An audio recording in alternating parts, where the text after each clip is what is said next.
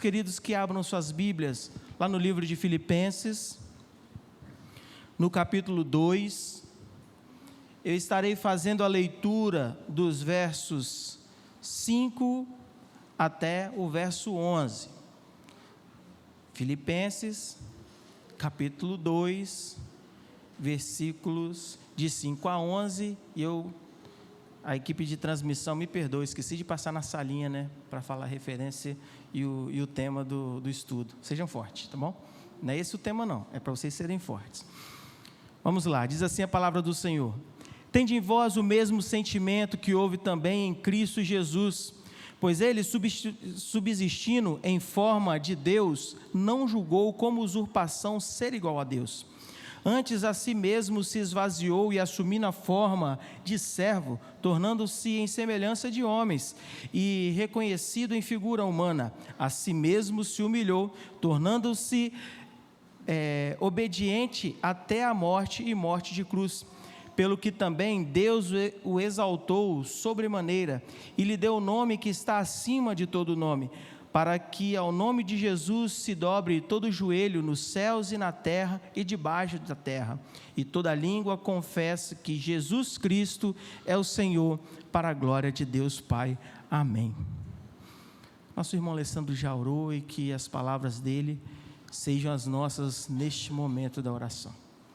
Queridos, esse texto de Filipenses, no qual Paulo usou para instruir e exortar a igreja de Filipos naquela época, né, em sua época, pode nos trazer à memória a necessidade de olharmos para nós mesmos e nos confrontarmos um pouco, trazer um confronto a nós em relação à missão, como nós temos cumprido a nossa missão, a missão que Deus nos confiou. Lembro-me quando estava fazendo o curso de perspectiva, se eu não me engano, acho que foi 2016, 2017, Délia, quando foi que você fez o curso, você lembra? O ano?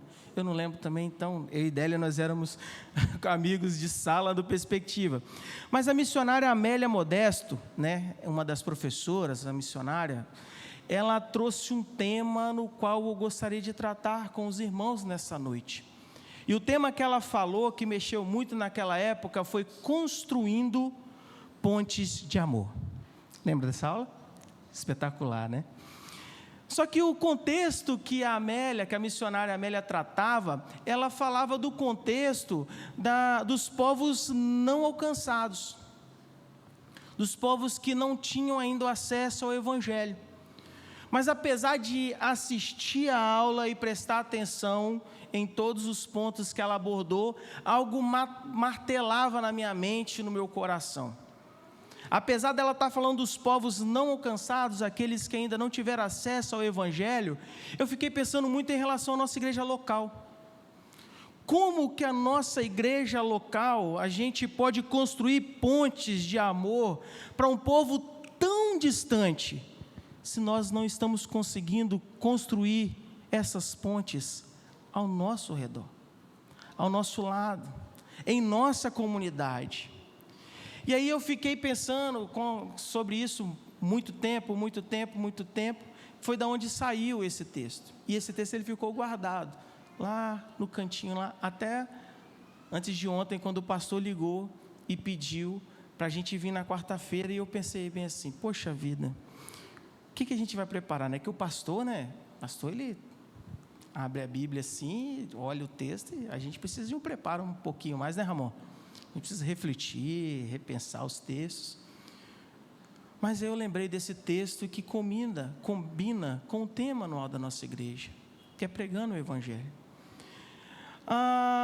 Paulo ele traz à igreja de Filipos orientações de como eles deveriam proceder, usando a pessoa de Jesus como exemplo.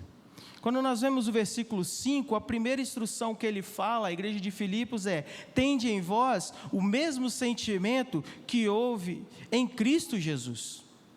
E aí quando a gente olha o decorrer das ações de Jesus, eu gostaria de destacar desse texto 4 exemplos que Jesus deu, 4 ações que Jesus teve, que ao olharmos para essas ações, nós podemos analisar a nossa vida, analisar as nossas atitudes e buscar entender como nós podemos aplicá-las em nossa vida, para que nós possamos assim conseguir construir essas pontes de amor. Jesus, ele nos mostra uma atitude de humildade, uma atitude de renúncia, uma atitude de identificação e uma atitude de obediência. E aí, quando a gente vai olhando o texto, no verso 6, Paulo já vem dizendo, né? Pois ele, Jesus, subsistindo em forma de Deus, não julgou ser igual a Deus. Jesus, ele demonstrou uma atitude de humildade. Jesus se mostrou humilde em aceitar o que o Pai havia proposto para ele. Era necessário que para aquela missão ele se esvaziasse, ele deixasse de lado a sua majestade, que ele deixasse de lado os seus direitos e autoridades, para que a vontade de Deus fosse realizada, para que ele conseguisse efetuar o querer de Deus na vida dele. E aí, quando eu olho para a igreja, a pergunta diante disso que eu preciso fazer é: o que nós temos feito diante do propósito de Deus? Nós temos vivido um conceito socioeconômico e que a cada dia fica mais forte no meio da igreja de Cristo. Nós conquistamos posições e prestígios, ou às vezes gastamos tempo querendo conquistar posições e prestígios. Isso nos leva num patamar no qual faz-nos viver de modo que o plano de Deus para a nossa vida se torna algo secundário, já não é mais prioridade para a nossa vida. O que nos falta às vezes é ter a humildade de reconhecer que o que Deus tem nos dado, que Deus tem para nós, já é o suficiente. Reconhecer que Deus tem feito por nós e se contentar com o que Ele tem para nós. Porque às vezes nós nos deparamos com uma situação de uma busca desenfreada por coisas que às vezes nem fazem parte do propósito de Deus para a nossa vida. Às vezes nós gastamos tempo correndo, buscando as coisas e nós não conseguimos conquistá-las porque não faz parte do propósito de Deus para a nossa vida. Ao invés de nos atentarmos para o que o Senhor realmente tem para nós.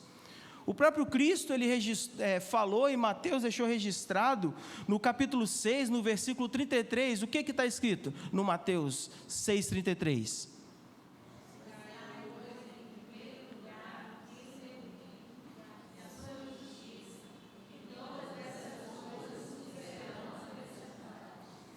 Mas muitas vezes nós buscamos primeiro as outras coisas, e o reino de Deus fica em última posição em nossas prioridades.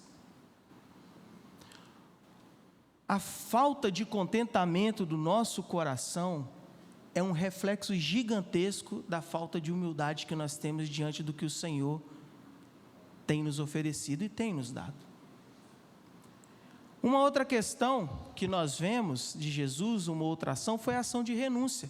Quando nós vemos o início do verso 7, ele diz: antes, a si mesmo se esvaziou.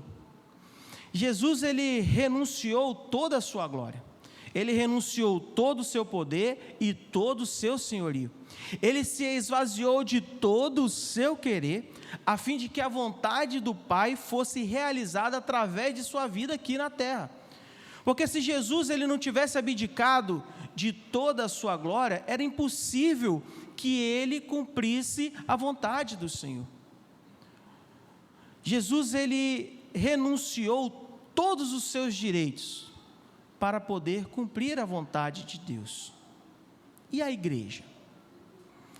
O que nós temos renunciado como igreja? E aí essa questão ela é um pouco delicada, porque ela vai de confronto diretamente com o coração do homem. Aí é complicado, porque nós vamos falar de desejos do homem, da vontade, da ambição, por mais boa que seja, que existem ambições boas, o desejo de conquistar, de adquirir, mas só que a questão da renúncia, ela vai contra isso. É tipo aquele ditado, né? Pode ficar tranquilo, até pisar no meu calo, a gente não vira o siri na lata, né? Quando pisa no nosso calo. Nós precisamos, irmãos, nos abrir mão, aprender a renunciar. Isso porque, para que a vontade de Deus seja realizada de forma plena em nossa vida, é extremamente necessário que nós nos esvaziemos de nossas vontades e deixamos a vontade de Deus se realizar em nossa vida. Há um tempo atrás, eu ouvi uma frase da Márcia, ela trabalhava na Editora Cristã, onde em uma de suas palestras, ela mencionou a seguinte frase, e desde então eu pensava diferente do que a frase dela disse, mas depois eu comecei a refletir e comecei a pensar como a Márcia. Ela disse a seguinte frase: no reino de Deus não há serviço voluntário. No reino de Deus não há serviço voluntário. Não existe serviço voluntário no reino de Deus, porque quem faz parte do reino de Deus é servo. E todos nós fomos chamados para uma missão, nós não fomos convidados a participar.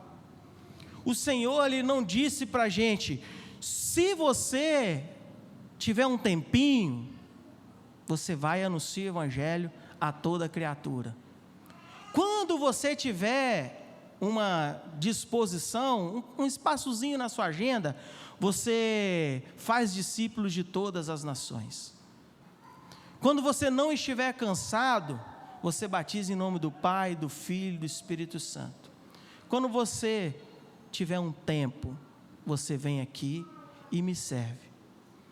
A ordem de Jesus, ela é imperativa e ela é direta. Ele diz, ide. Não tem se, não tem mas, não tem caso de, é ide, vai, faça. E aí não tem serviço voluntário porque quem nos comissionou nos capacita todo dia e nos habilita. Então, queridos, quando nós olhamos a questão de quem é o nosso Senhor e se nós somos servos desse Senhor, o trabalho no reino de Deus, ele não pode ser tratado como algo voluntário, porque nós somos chamados para realizar, nós somos chamados para viver em prol desse Evangelho. Quando nós vemos, né, algumas pessoas costumam dizer, né, que a gente não vamos cobrar de fulano, vamos dar um desconto, porque, né, não está recebendo nada para fazer isso, né, não estava recebendo dinheiro, não tem folga e tal. Aí a gente tem que colocar os pontos nos is, né? Uma coisa é eu vim aqui para a igreja e desentupir o encanamento de esgoto, eu vim aqui e trocar uma lâmpada, eu vim aqui ajudar na limpeza, e isso é um trabalho voluntário. Mas trabalhar no reino de Deus, na propagação do Evangelho e fazer cumprir a vontade de Deus, não é um trabalho voluntário.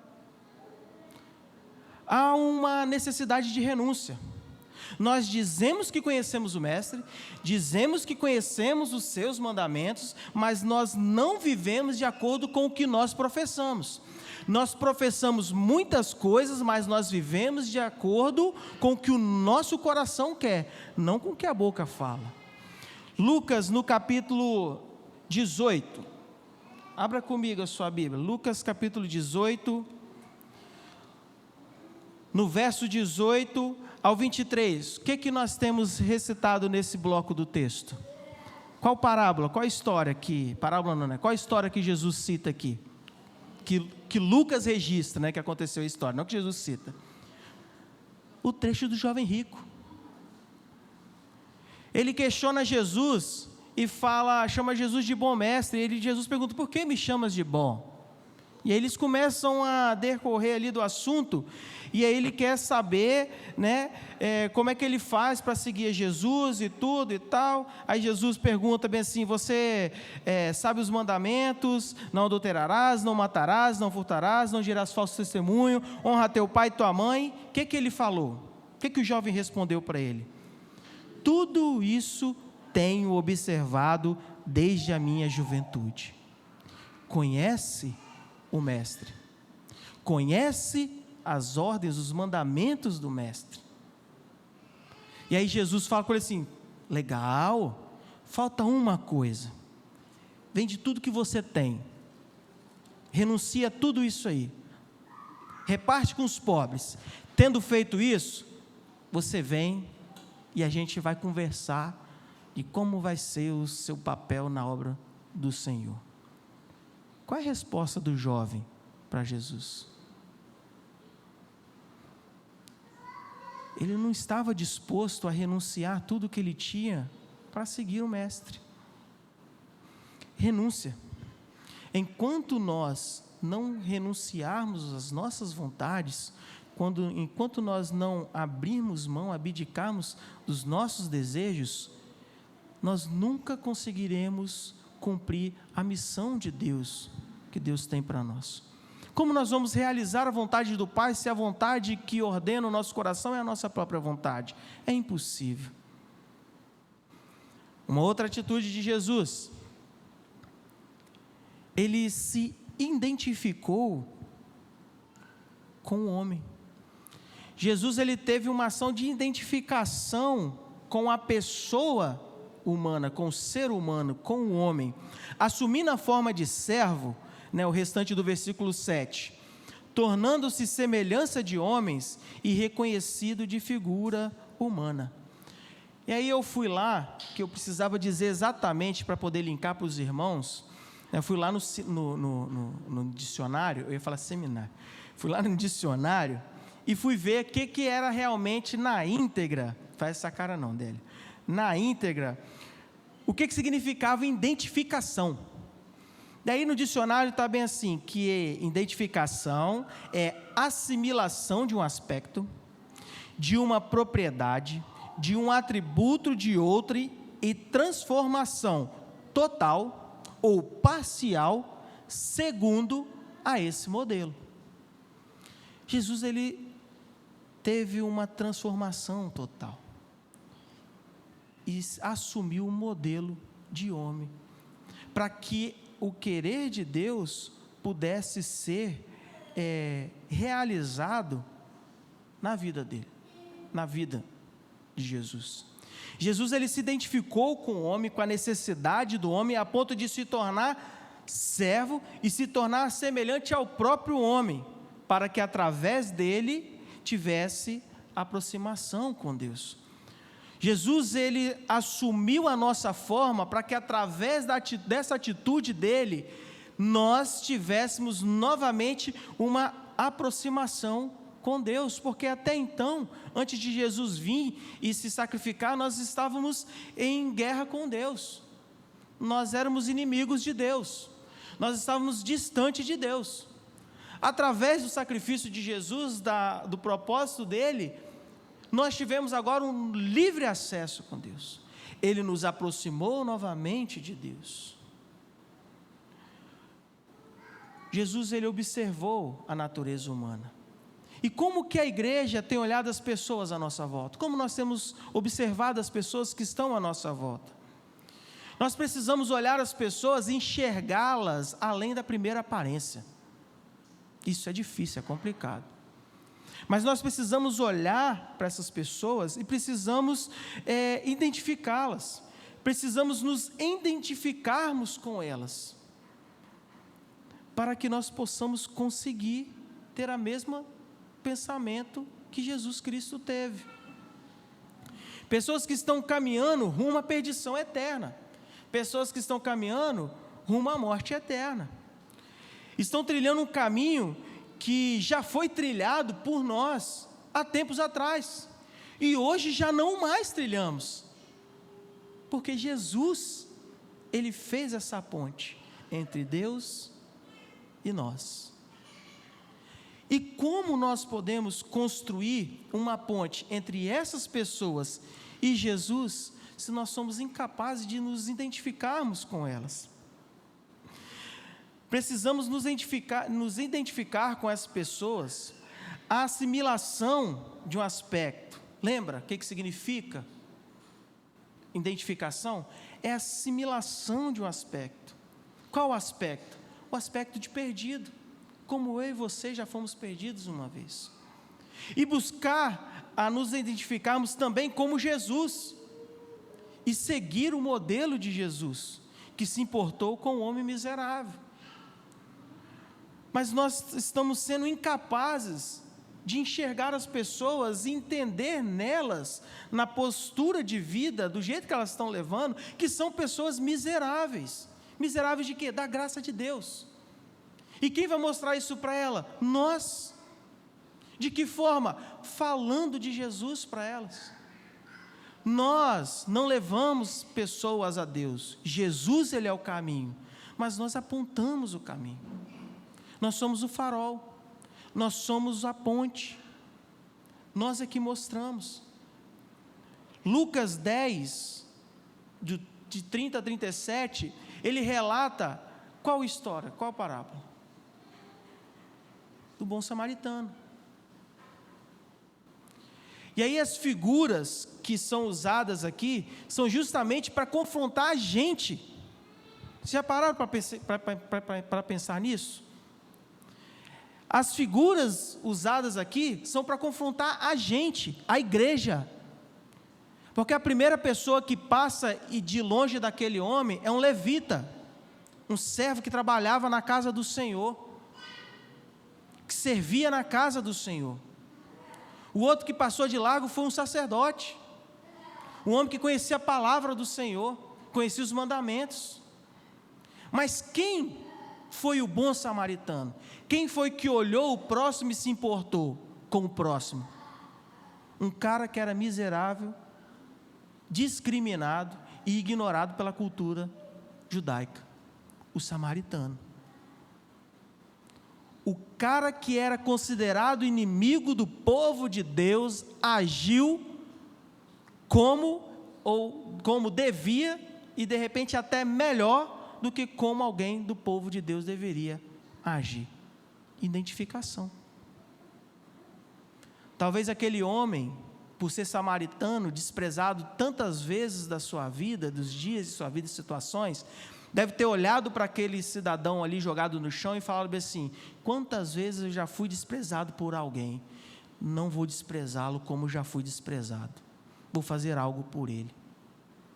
E nós, que recebemos a graça de Deus e a misericórdia do Senhor, temos a audácia de colocar essa graça numa caixinha e colocar no fundo da gaveta do nosso armário e deixar guardado lá só para a gente, enquanto tem pessoas caminhando em rumo à perdição. Quero fazer um gancho com o que a Nina citou no nosso período de liturgia. Hoje, na contagem dos mortos da terremoto da Turquia e lá da Síria, já passaram de 11.200 pessoas. 11.200 pessoas mortas em um dia. Nós precisamos nos compadecer, e não é errado. Mas, se nós pegarmos os fatos históricos, nós só nos compadecemos quando alguma desgraça acontece. Quando acontece alguma catástrofe, há uma movimentação gigantesca. Quantas pessoas, nós estamos falando de 11.200 pessoas que morreram, né, plural, na Turquia e na Síria no terremoto, na segunda-feira. Quantas pessoas de segunda-feira até o dia de hoje morreram sem ouvir a palavra do Senhor? Dessas 11.200, quantas pessoas tiveram oportunidade de ter acesso ao Evangelho? Quantas pessoas dessas 11.200 atravessaram uma ponte de amor e chegaram até o Senhor? 11.200 pessoas. Eu tenho 37 anos, eu acho. A pergunta é para mim: quantas pessoas morreram sem o Evangelho, sem conhecer o Evangelho de Jesus, desde quando eu nasci até agora? Talvez seja muito, né, como se diz assim, exigente, né? Porque, poxa, neném. Mas eu me considero que eu comecei a ter um pouco de juízo, entender as coisas, depois dos 21 anos. Depois comecei a vir para a igreja presbiteriana, minha visão foi endireitada, né? Comecei a usar óculos. Dos 21 anos para cá, porque foi quando eu comecei a ter noção, entender a responsabilidade do meu chamado. Quantas pessoas morreram desde os meus 21 anos até agora? E aí, para a gente ser um pouco menos radical, era radical a palavra que eu queria dizer, para ser um pouco menos radical, quantas pessoas que já passaram por mim, que eu tive a oportunidade de pelo menos chegar e falar bem assim: Jesus te ama, mas eu não tive a coragem de abrir a boca. Agora cada um faz a mesma reflexão agora. Identificação. É olhar para a pessoa, assimilar nela um aspecto que já foi nosso, e nós olharmos para Deus e dar graças a Deus que Jesus já mudou esse aspecto, mas também nos identificarmos como Jesus, em tomar uma postura de que ela possa também ter a sua assimilação transformada. Uma outra atitude de Jesus: obediência. A si mesmo se humilhou e, tornando-se obediente até a morte, e morte de cruz.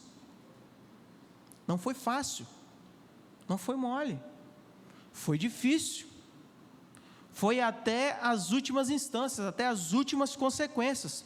Jesus deixou a sua glória e viveu em meio aos homens de forma humilde, renunciando suas próprias vontades, para que a vontade do Pai fosse realizada através de sua vida. Ele se importou com todos aqueles que o Pai lhe entregou, a ponto de sofrer por eles até a morte.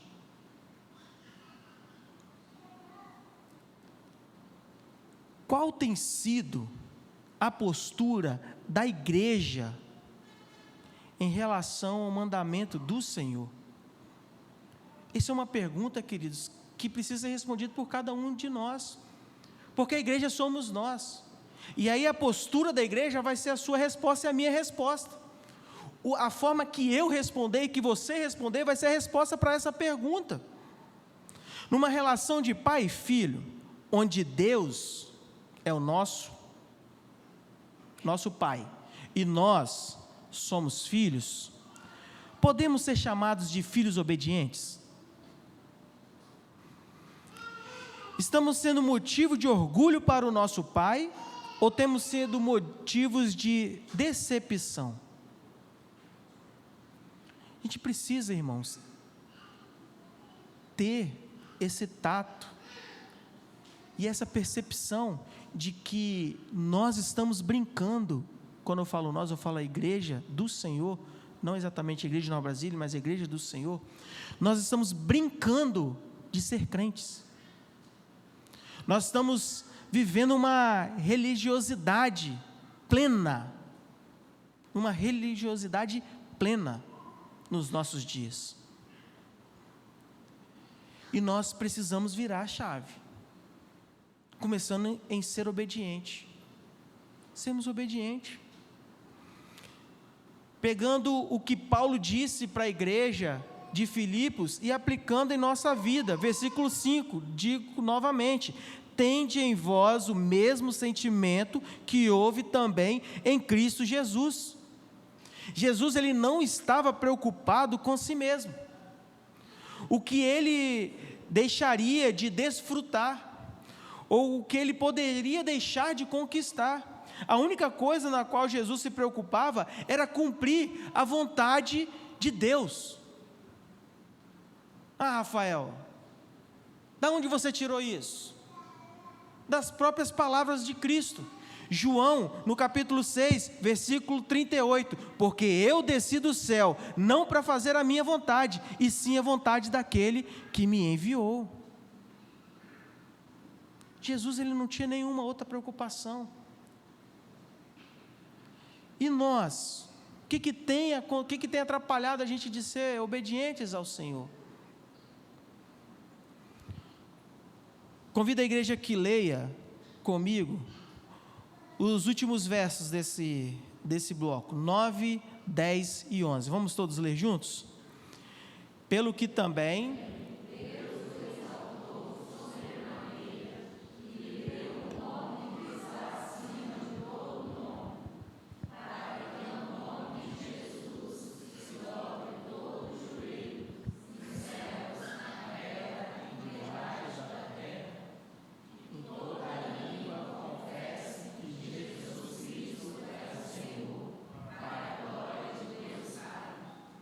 Queridos, quando nós vemos esses últimos versos, vemos um Deus justo que cumpre a sua promessa. Mas o Pai, este o exaltou e deu o nome sobre todo nome, para que o nome de Jesus todo joelho se dobre e toda língua confesse que Jesus Cristo é o Senhor. Esta era, se assim nós podemos dizer, essa era a recompensa destinada a Jesus desde a eternidade. Jesus, desde a eternidade, quando Deus criou o mundo, Jesus já sabia que ele ia ter que se encarnar. Jesus já sabia que ele ia precisar sofrer, que ele ia precisar morrer. Jesus sabia que ele ia vir e pessoas iam odiar. Jesus sabia que ele ia morrer, que ele ia ressuscitar. Jesus já sabia de tudo isso. Mas aí lá no plano celestial, no plano eterno, Deus já tinha traçado todo o propósito dele para Jesus Cristo. E Jesus Cristo cumpriu na sua plenitude. E hoje ele está lá, sendo adorado. E hoje o nome dele é exaltado. Não existe outro nome igual ao nome de Jesus Cristo. Ele está com toda a autoridade, e vai ser assim eternamente, como o Senhor prometeu. A nós, igreja, nos foi dado o privilégio de anunciar as grandezas desse Deus justo, e a obra redentiva de Jesus, e o seu amor por nós. E aqueles que se mantiverem fiéis ao propósito de Deus, também serão agraciados pelo favor de Deus Pai, porque Deus cumpre as suas promessas. E qual é a promessa dele? É a salvação eterna, é o galardão, é a mansão celestial, e a nossa coroa da salvação. Jesus já sabia os planos e o propósito de Deus para ele. Nós já sabemos os planos e o propósito de Deus para nós. Nós já sabemos da nossa recompensa. Eu já estou começando a ficar careca de saber que o meu lugar não é aqui. Se a igreja tivesse cabelo, estaria careca de saber, de ouvir que nós estamos aqui só de passagem. Jesus sabia que ia sofrer, nós sabemos que nós vamos sofrer. O próprio Jesus disse: vão odiar vocês, vão te desprezar, vão te humilhar, vão caçar, vão fazer isso, vão fazer aquilo, mas porque você é bom, por inveja de você, pelo que você é, pelo que você pode fazer? Não, por amor ao meu nome. Mas aí ele fala: vocês vão ter tribulações, mas fica tranquilo, fique em paz, porque eu venci o mundo. E por que a gente fica correndo contra as promessas? Por que é tão difícil, a gente olhar essas coisas e entender? Às vezes eu fico me pensando assim, como é que a gente como igreja, como é que a gente é tão tapado, tão ignorante, que a gente tem pessoas que conseguem entender física e química, pessoas que interpretam astronomia, astrologia, pessoas que entendem a ciência da biologia, do corpo humano, conseguem entender tantas coisas tão sinistras, tão loucas, mas algo que está tão simples e claro na Bíblia não consegue entender.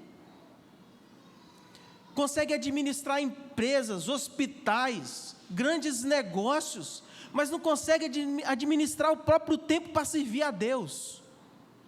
Alguma coisa está errada. Sabe o que está faltando na gente? O mesmo sentimento que houve também em Cristo Jesus.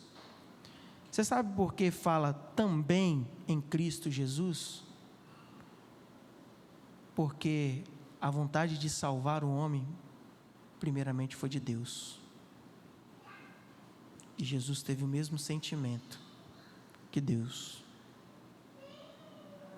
E sabe por que Jesus se esvaziou de toda a sua glória, de toda a sua majestade, de toda a sua grandeza? Para pessoas como eu e você, de carne e osso, que sente fome, como ele sentiu, que sente frio, como ele sentiu, que sente desprezo, como ele sentiu, que sente angústia, como ele sentiu, que passa por dificuldades, como ele passou, para mostrar para a gente que nós somos capazes, se tivermos o mesmo sentimento que ele. O que falta em nós, para que nós possamos construir essas pontes de amor? É louvável e graças a Deus que a igreja do Senhor sinta empatia pelo que aconteceu em relação à Turquia e à Síria. Graças a Deus, que mostra que ainda o nosso coração ainda é sensível ao ser humano. Mas só que há pessoas morrendo do nosso lado e a gente não está dando a mínima para eles. Então, isso se tornaria, além de empatia, um pouco de hipocrisia da nossa parte. Antes de vir para cá, eu contei mais ou menos quantas pessoas tinha aqui na igreja. Na minha contagem tinha 54 pessoas e online tinha 6 pessoas, ou seja, 54 com 6, 60 pessoas. No mínimo, cada um de nós tem uma pessoa que precisa atravessar a ponte que nós podemos construir. No mínimo. E aqui hoje, que maravilha, nós temos todas as faixas etárias representadas aqui, desde o mais jovem até o mais ancião. No mínimo, uma pessoa. Ou seja, amanhã, 60 pessoas podem ter o privilégio de atravessar a sua ponte. Mas a pergunta é: você está disposto a construir essa ponte? Quero encerrar, queridos, fazendo a leitura de Colossenses, capítulo 3.